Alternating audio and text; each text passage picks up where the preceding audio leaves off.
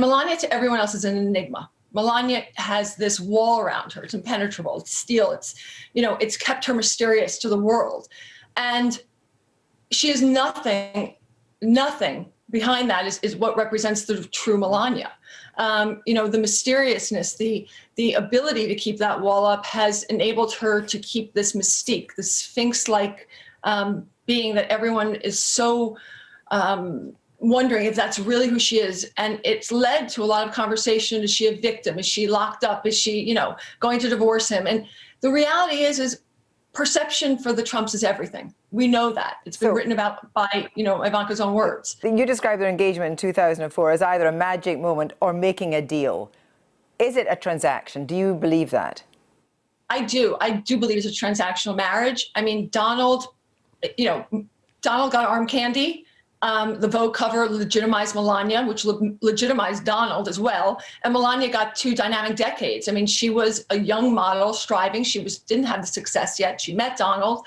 She married. She had a son. She became an American citizen. And 10 years after that, she's the first lady of the United States. So I do believe it was a magic moment. And I also believe it was a made-for-TV moment. So you paint a picture of a woman who knows exactly what her husband is doing all the time, actually. And she's just as manipulative. Yet you were enthralled. I mean, does that make you a bad judge of character? I don't think it does, because Melania and I had spent so much time together one-on-one. And as a working mother with 3 children, my time with Melania was always either at lunch or at her apartment. There were no other people around. It was a very heartfelt time where I was able to express myself, and Melania always gave me such common, advice as to just let things be as they are. You can't change people. It was just very, very, I walked out of there feeling so confident and so in control. And yet, as soon as I walked out the door, everything fell apart, because that's what real life is like. But no, I think our friendship really did strengthen. I know our friendship grew a lot closer towards the end of 2015. But to me at the time, I didn't realize the manipulation of it. We were close. I liked her, she liked me. But as far as, I do believe we shared something that was a true friendship. But a true friendship would last. This one didn't. Let me ask you about the relationship with Ivanka and Melania. I mean, it was a toxic relationship. Who was worse? So Ivanka is very in control and has a lot of cohorts to back her up in whatever she's doing. She really just wanted to usurp Melania in every which way, not only as the first daughter of the first lady, and I say she's the princess that wanted to be queen.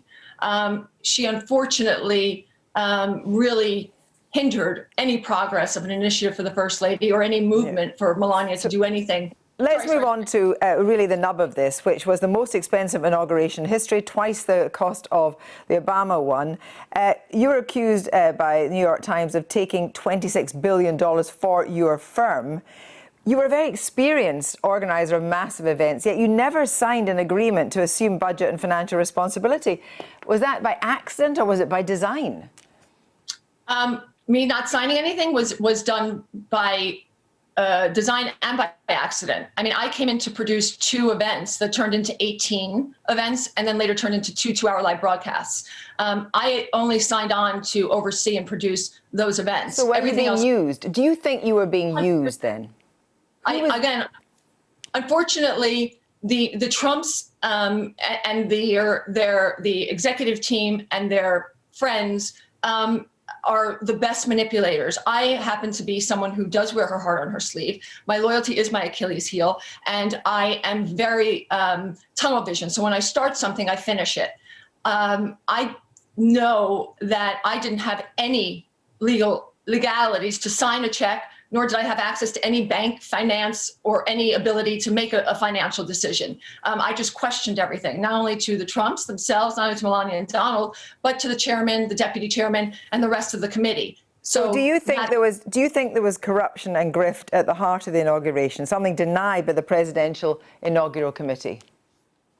The Presidential Inaugural Committee, as well as Donald and Melania, denied they even knew about anything taking place at the inauguration. So just let's start there. As far as misleading the public as to what the money was spent on, Well, that's why I wrote the book, partly, is to show you, follow the trail. And are you, you said you got $480,000 for working on the inauguration. There was not another penny that came to you at any point? No, I actually, for the inauguration, as well as the 2 years that I worked for Melania in the White House and for her during the inauguration, that was my total. It was also a cost, to me, because I gave up everything else. I gave up my entire life's work, my company, my partnerships, to go and produce the inauguration, as well as help Melania establish herself as First Lady. Will this marriage last beyond Donald Trump's departure from the White House? What's your best estimate? My best estimate is that Melania is not going anywhere. She is as complicit in everything that's taking place as he is. And it only works as long as they're together? I just think it works in general for both of them. It's what's best for both. And it doesn't matter if it's not best for anyone else. They are the center of everything?